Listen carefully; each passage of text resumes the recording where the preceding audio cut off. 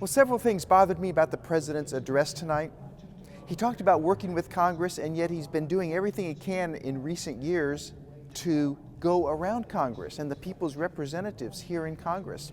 I'd love for him to set down his pen, set down his phone, and say, hey, let's work together on problems. That would be a great positive step forward. He talked about that. I'm skeptical, but if he were to do that, I'd be surprised and pleased. Also, I was bothered by the fact that the president doesn't seem to get our national security threats. For instance, he mentioned the Iranian nuclear deal in a positive way, but neglected to talk about how Iran has taken captive 10 of our soldiers just today. I wish he would have addressed that and what we need to do about that. And he talked about how we don't have to really worry about terrorists. They're not the threat that some people think they are. He talked about World War III.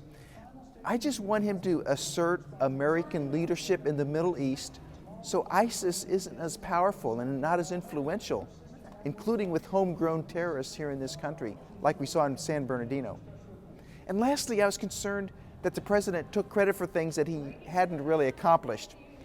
He mentioned low energy prices, low gasoline prices in particular, and yet his regulatory agencies have done everything they can to stop the production of energy. It's harder to frack, it's harder to get permits on federal lands.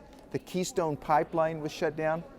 We're not producing energy like we could, and yet he turns around and takes credit for low energy prices. So that's very inconsistent and disingenuous.